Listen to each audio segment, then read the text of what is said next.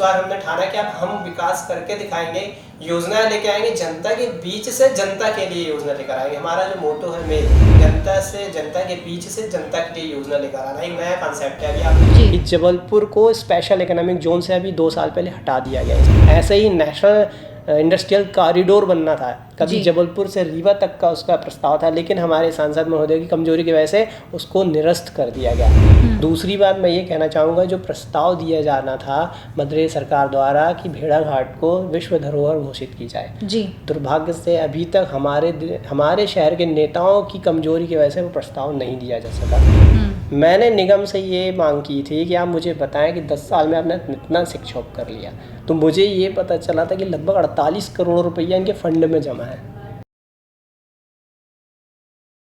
नमस्कार, रेवा TV digital media में आप सभी का स्वागत है।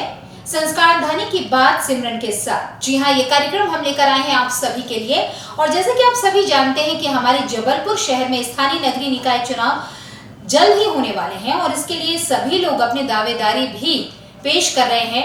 कुछ हमारे जबलपुर शहर को स्मार्टनेस की छवि देने वाले हैं, तो कुछ हमारे जबलपुर शहर को मेट्रो सिटी बनाने वाले हैं। और ये जो दावेदार हैं वो अपने अलग अलग दावे लेकर आ रहे हैं और अलग अलग विकास की बात कर रहे हैं। ऐसे में एक नया नाम जो जनता के बीच से होकर आया है वो है नागरिक उपभोक्ता मार्गदर्शक मंच के मनीष शर्मा जी का। जैसा कि नाम से ही हम सभी उन्हें जानते हैं कि वो हमेशा जनता के बीच में रहते हैं और जनता के लिए, जनता के अधिकारों की बात जनता के हित के लिए करते हैं। तो आइए देर ना करते हुए मिलते हैं नागरिक उपभोक्ता मार्गदर्शक मंच के मनीष शर्मा जी से और जानते हैं कि ऐसे कौन से विकास के वो मुद्दे लेकर आ रहे हैं, जनता के कौन से हित की बात करेंगे वो आने वाले स्थानीय नगरीय निकाय चुनाव में। बहुत बहुत स्वागत है आपका नगरीय निकाय चुनाव की। जैसा कि आप जानते हैं कि सरकारें आई बदल जाती हैं, परिवर्तन जो है प्रकृति का नियम है। कई बार ऐसा होता है कि जैसे बात अगर हम दिल्ली की करें तो वहां पे बीजेपी, कांग्रेस और कई पार्टियां थी, लेकिन फिर आपने अपना एक स्थान बनाया और केजरीवाल मुख्यमंत्री बने। हम अगर जबलपुर शहर की बात करें तो यहाँ पर 15 सालों से बीजेपी का महापौर रहा है।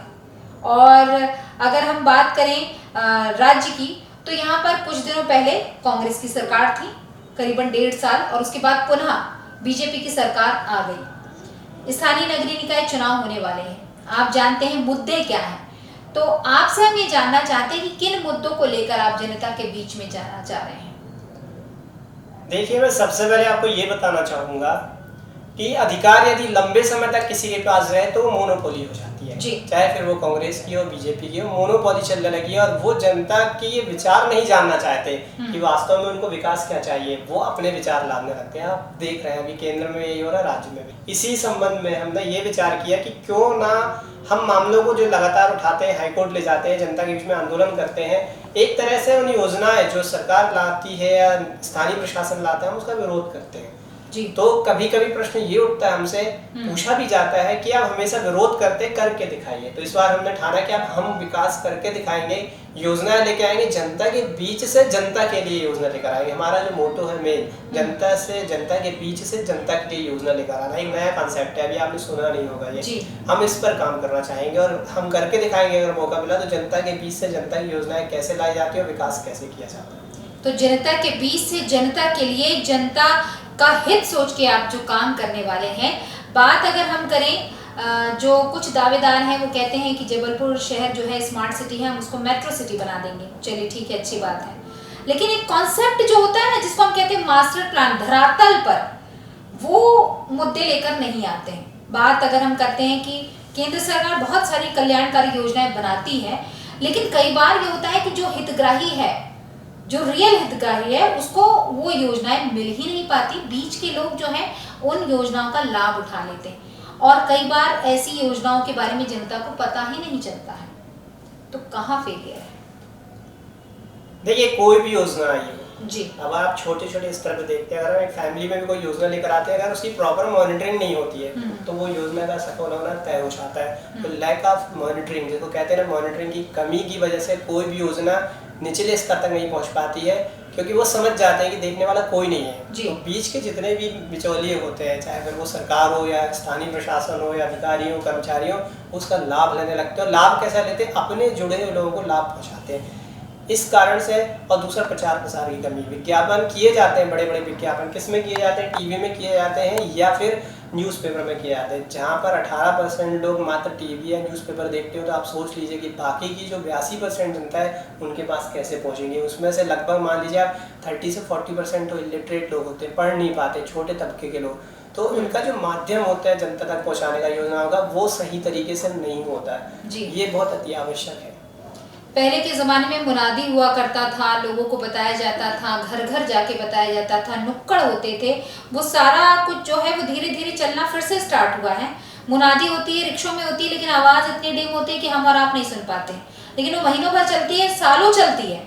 योजनाएं चल रही हैं, चाहे वो बात स्वच्छता की करें, चाहे हम किसी भी योजना की बात करें। कोरोना पे भी बहुत सारी अवेयरनेस हुआ, बट जो जनता है वो उतना नहीं सुन पाती है। नुक्कड़ होते हैं, भीड़ भरे इलाकों में होते हैं, लोग तक पहुंचती है वो बात, लेकिन जो एक तबका है जिसको क्या कहते हैं हम, जागरूक होने की ज़रूरत है, जिन तक योजना पहुंचने की ज़रूरत है, वहां तक नहीं पहुंच पाती। आपने बिल्कुल सही कहा। और साथ ही आपने एक चीज़ बहुत अच्छी की कि मोनोपोली। तो आप तो जानते हैं कि हमारे जबलपुर शहर में लोकसभा के जो सांसद हैं वो 4 बार के राकेश सिंह जी हैं। उनका कार्यकाल आपको कैसा लगा, और उनके कार्यकाल से अब तक आपको क्या लगता है जबलपुर ने कितना विकास किया? क्योंकि आप हमेशा से जनता के लिए आगे बढ़ते हैं, आंदोलन करते हैं, इसलिए मैं आपसे पूछना चाह रही हूँ।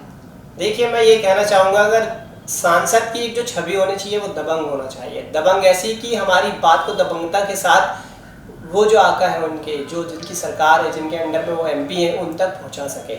जो योजनाएं पहले से चल रही, चाहे एयरपोर्ट हो, पहले से था हमारे जबलपुर में, या रेलवे हो, वो भी काफ़ी पहले से था, और उनके आने से पहले ही ब्रॉडगेज की शुरुआत हो चुकी थी।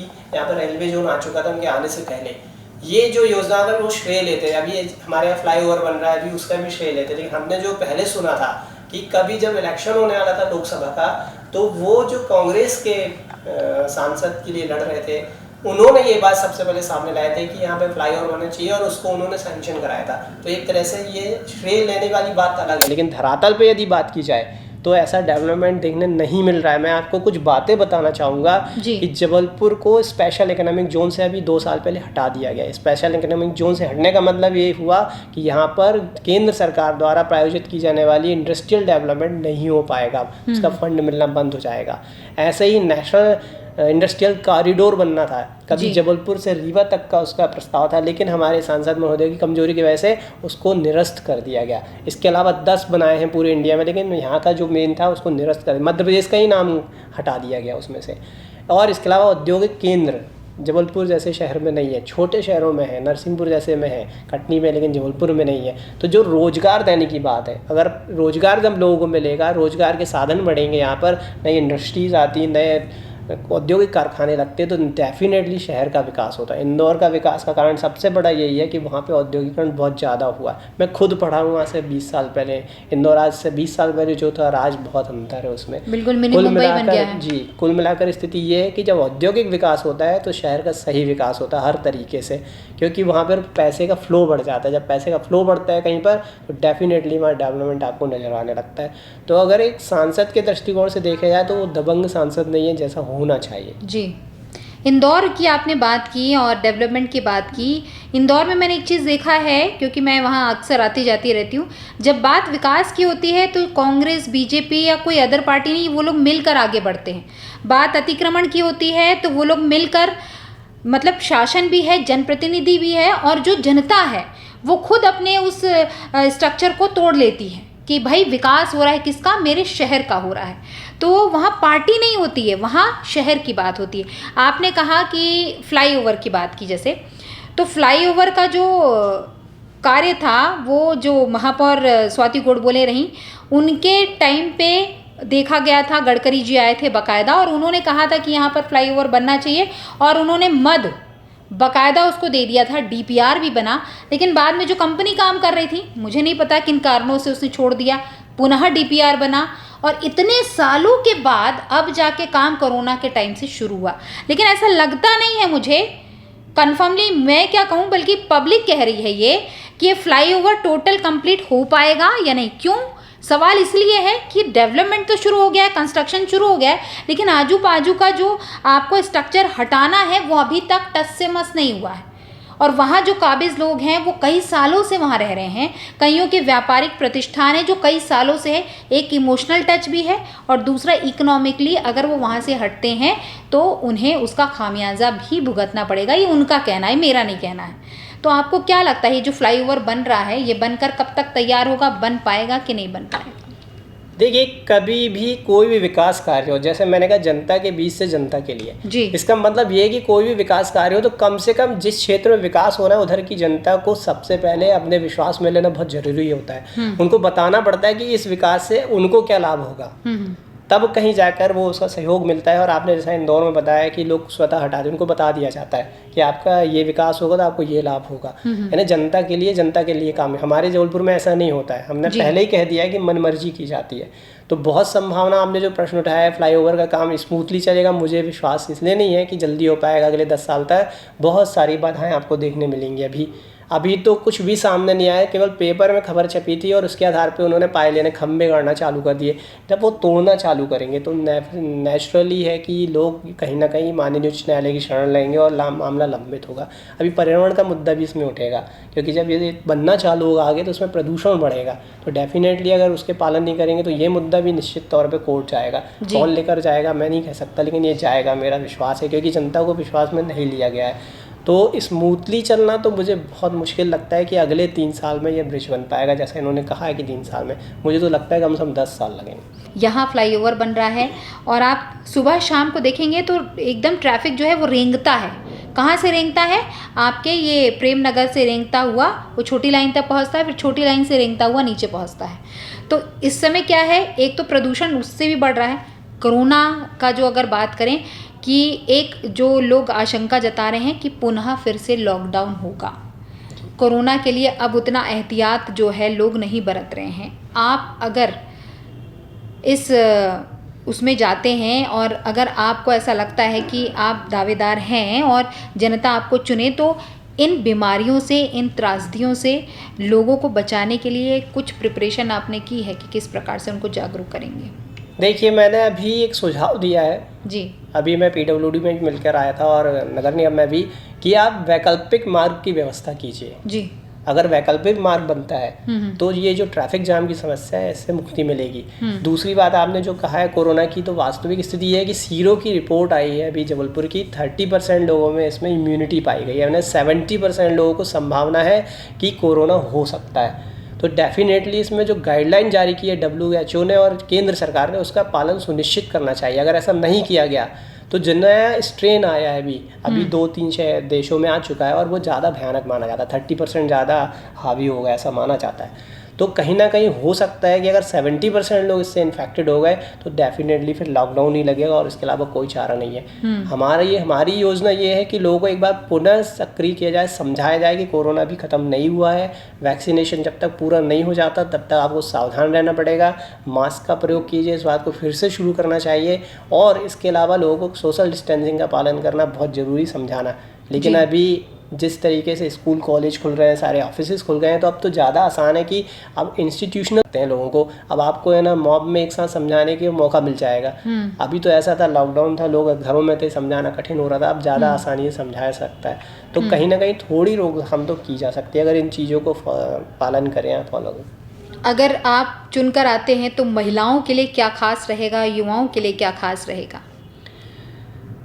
मैंने अभी सोशल मीडिया में ये चीज़ डाली, यदि मैं महापौर बना तो उसमें मैंने एक पॉइंट ये दिया हुआ है कि यदि मैं महापौर बनता हूँ तो युवाओं के लिए स्थानीय स्तर पर रोजगार की व्यवस्था करना बहुत ज़रूरी समझूंगा, क्योंकि वो सबसे ज़्यादा महत्वपूर्ण है। युवाओं में तभी कॉन्फिडेंस आता है, बड़े काम वो तभी करते हैं जब उनके हाथ में रोजगार होता है। और पूर्व के महापौरों ने किसी ने भी स्थानीय स्तर पर रोजगार उपलब्ध कराने के लिए कोई भी योजना लागू नहीं की थी।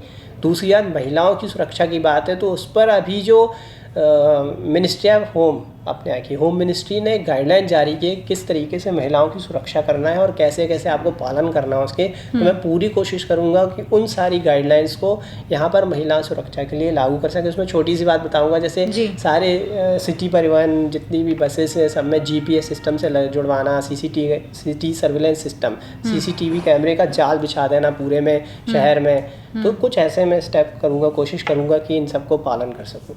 जी, और बात आपने कही क्योंकि उद्योग धंधे यहाँ पर है नहीं, उद्योग आ नहीं सकता, तो इस ओर कुछ आप प्रयास करेंगे? क्योंकि आज अगर बात प्रधानमंत्री नरेंद्र मोदी की करें तो कह रहे हैं आत्मनिर्भर भारत। तो आत्मनिर्भर भारत के लिए तो ज़रूरी है ना कि कुछ उद्योग धंधे खुलें, चाहे वो छोटे ही सही, कुटीर ही सही, लेकिन खुलें, कुटीर के बाद बढ़े। तो और ख़ासकर एक महापौर अगर जब बनता है तो उससे एक्सपेक्टेशंस ज़्यादा हो जाती हैं, क्योंकि एक पूरे शहर को बिलोंग करता है, वो पहला नागरिक होता है। और अगर ऐसे छोटे छोटे उद्योग धंधे खुलने लगे, व्यापार बढ़ने लगे, तो इकोनॉमिकली हम स्ट्रांग होते हैं। उसके लिए क्या प्रयास करेंगे?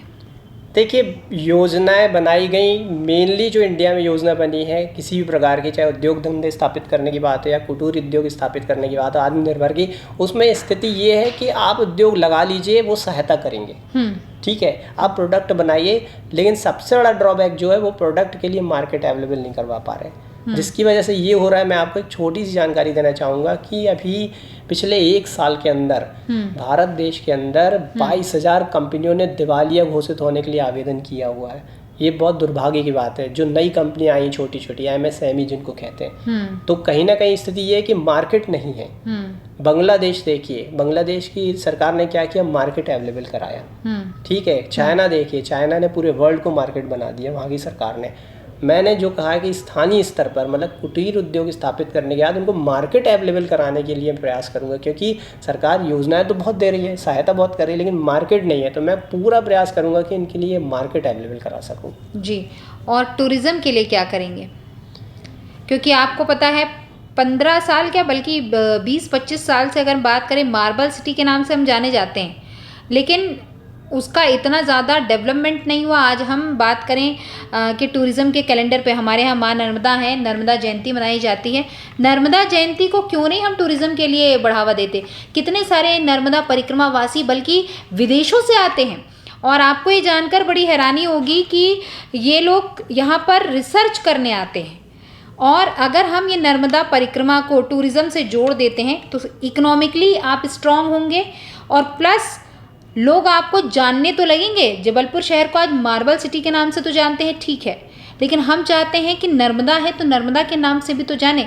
हम नर्मदा उत्सव मनाते हैं, हम अगर बात करें शरद पूर्णिमा पर तो शरद उत्सव मनाते हैं हम भेड़ाघाट में, लेकिन वहाँ पर पब्लिक पार्टिसिपेशन जो है वो नहीं होता है। ये आप भी जानते हैं और पूरी पब्लिक जानती है। देखिए, संसार में जो दिखता है वो बिकता है, सीधी सी बात है, विज्ञापन की दुनिया है। यानी हम कहीं, हमारा मध्य प्रदेश सरकार या केंद्र सरकार हमारे क्षेत्र का विज्ञापन करने में पिछड़ रहे हैं। जितनी ज़्यादा विज्ञापन, जैसे आप देखेंगे यूपी का ताजमहल का या लाल किले का या राजस्थान का आप विज्ञापन देखिए, इतने बड़े बड़े विज्ञापन आते हैं और इतना लुभाते हैं, वो इतनी सुविधाएं देते हैं कि लोग वहाँ जाते हैं देखने के लिए। आजकल तो बनारस का आने लगा। हाँ, तो इसी तर्ज पर जैसा अभी आपने लेटेस्ट बनारस का देखा, हमको उसी तरीके से बढ़ाना होगा, और ये कार्य महापौर कर सकता है जी।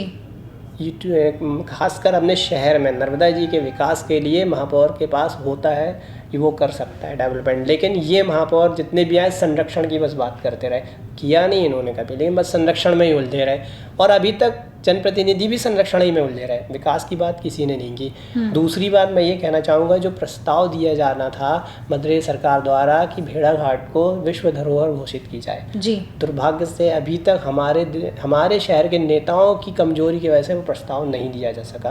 तो मैं फिर से उस पर काम करने की कोशिश करूँगा कि किस तरीके से विश्व धरोहर घोषित करने की बात की जाए। अगर विश्व धरोहर घोषित हो गया तो अंतर्राष्ट्रीय स्तर पर उसका प्रचार विश्व जो UN हो वो खुद करेगा, अपने आप करेगा, क्योंकि उसकी एक पूरा डिपार्टमेंट है और वो ये काम करता है और अपनी लागत से करता है। तो कहीं ना कहीं अगर एक विश्व धरोहर घोषित हो गया हमारा भेड़ाघाट, तो ऑटोमेटिकली ये क्षेत्र अपने आप डेवलप होने लगेगा, पर्यटन डेवलप होगा, तो बहुत सारे उद्योग धंधे अपने आप आएंगे जी।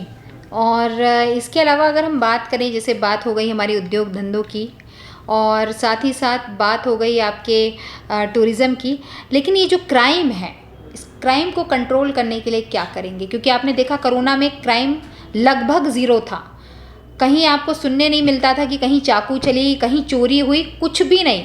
एक कोरोना का भय था। कोरोना का जैसे ही लॉकडाउन ख़त्म हुआ, अनलॉक हुआ, अपराध पुनः बढ़ गए। कहीं आपको चोरी की घटनाएं सुनने मिल रही होगी, कहीं आपको हत्या, तो कहीं आपको अपहरण की। तो इसके लिए क्या प्रयास करेंगे? आप ही ने कहा भय, कोरोना के भय से ये चीज़ नहीं हुई। इसका मतलब सीधी सी बात है, एक जो कहावत है भय बिनु होय न प्रीत, तो कहीं ना कहीं आपके मन में लोगों की ये चीज़ लानी पड़ेगी, कानून का पालन यदि आपने नहीं किया तो आपको सख्ती से इसकी सज़ा मिलेगी। ये भय जिस दिन दिमाग में आ जाएगा तो लोग अपने आप ही उस चीज़ का पालन करने की शुरुआत कर देंगे। हालांकि एक महापौर के हाथ में ये चीज़ तो नहीं होती है कि कानून व्यवस्था को वो सुचारू रूप से चलवा सके, लेकिन हाँ योजनाएं बनाकर वो दे सकती है। क्योंकि बहुत सारी चीज़ें, बहुत सारे ऐसे एक्ट हैं, प्रावधान है, जैसे रोड सेफ्टी एक्ट है सड़क दुर्घटनाओं को लेकर, तो उसमें ये प्रावधान किया गया है कि नगर निगम को शामिल करके योजना बनाई जाए यातायात की। तो अगर ऐसा होगा तो काफ़ी कुछ हद तक उसमें सुधार आएगा। वन स्टेप सेंटर या जो महिलाओं की सुरक्षा के लिए बात आती तो उसमें योगदान किया जा सकता है नगर निगम द्वारा, तो वो जितनी क्षमताओं के अनुसार हो सकता है वो हम पूरा कोशिश करेंगे। हाँ, सामान्य स्तर पर जो किया जा सकता है एक समाज सेवा के तौर पर कि आत्म सुरक्षा के लिए हम लोगों को प्रशिक्षित कर सकते हैं, तो वो भी एक प्रयास करेंगे कि महिलाएं या लड़कियां जो भी वो आत्म सुरक्षा के लिए प्रशिक्षित हो सकें, और उनको उनके अधिकारों से अवगत कराना बहुत ज़रूरी है। अभी महिलाएं, मैंने देखा लड़कियां अधिकारों से अवगत नहीं होती हैं, तो वो एक प्रयास अभियान के तौर पर चलाने का किया जा सकता है, ये महापौर कर सकता है। एक बात और है, स्मार्ट सिटी की बात आती है और बहुत खुशी की बात थी कि 7वें पायदान पर हमको स्मार्ट सिटी का एक तमगा मिला, और उस समय महापौर भी रहीं और उनका भी साथ रहा, और साथ ही साथ अधिकारियों ने काम किया। स्वच्छता की बात आती है, एक तो बात यह है कि स्मार्टनेस अभी तक लोग नहीं जान पाए हैं कि स्मार्ट सिटी में स्मार्टनेस क्या होती है। स्मार्ट सिटी का ऑफिस बन गया, मानस भवन में बाकायदा वातानुकूलित है, और स्मार्ट सिटी के तहत कितना काम हुआ? देखिए, स्मार्ट सिटी जो कॉन्सेप्ट है वो फॉरेन कॉन्सेप्ट है जी, विदेशी कल्चर है, ये इंडिया का स्मार्ट सिटी कॉन्सेप्ट नहीं है। डेफिनेटली यदि आप किसी चीज़ की नकल करेंगे तो हूबहू तो कभी नहीं कर सकते। इसका सबसे बड़ा कारण है कि जो विदेशी लोगों की सोच होती है, उनकी जो बचपन से शिक्षा होती है वो उस तरीके की होती है। वो सड़क पे थूकते हुए नहीं मिलेंगे आपको, वो कचरा फैलाते हुए नहीं मिलेंगे, क्योंकि उनको बचपन से सिखाया जाता है, उनके खून में, ब्लड में ये चीज़ है। तो स्मार्ट सिटी कॉन्सेप्ट जो लाया गया वो एक्चुअली में लाया नहीं गया, वो थोपा गया। ठीक, जबरदस्ती लोगों को स्मार्ट बनाने का प्रयास किया गया। पहले आपको शिक्षित करना चाहिए कि स्मार्ट बनना है तो आपको पहले स्मार्टनेस की शिक्षा दी जानी चाहिए कि भाई हम ऐसी डेवलप करना चाहते हैं, लेकिन उसकी रिक्वायरमेंट ये है। आप उसको स्कूलों में प्रोजेक्ट लेकर आते, सिलेबस में आप पढ़ाते, समझाते लोगों को, साल 2 साल 4 साल, पैसा भी खूब मिला। हाँ, और उसके बाद जब थोड़ा लगता है कि प्रशिक्षित हो गए आप स्कूल कॉलेज सब में, उसके बाद ये कॉन्सेप्ट लेकर आते तो लोगों को समझ में भी आता है कि स्मार्ट सिटी है क्या। अब दूसरी बात, वैसे शुरू में ही मैंने कहा था कि ये योजनाएं पूछकर नहीं करते हैं, ये थोपते हैं जी। जब थोपी हुई योजनाएं होंगी तो उसका आप परिणाम स्वतः समझ सकते हो कि उसका क्या स्थिति होगी। कभी भी उसका स्मार्टली यूज़ नहीं कर सकते व्यक्ति जब तक कि वो समझा ही ना जाए। तो स्मार्ट सिटी को क्या करना चाहिए था कि आम जनता के बीच में जाकर, हालांकि उन्होंने जाने की कोशिश की थी, लेकिन कैसे गए वो एक विशेष तबके के बीच में, जनता के बीच में नहीं गए। किसी सड़क में चलने वाले रिक्शे वाले से नहीं पूछा गया जी, किसी सब्जी बेचने वाले से नहीं पूछा गया कि हम ऐसी सिटी बनाना चाहते हैं, उसमें आप क्या योगदान दे सकते हो, आप क्या सुझाव दे सकते हो, वो नहीं किया गया।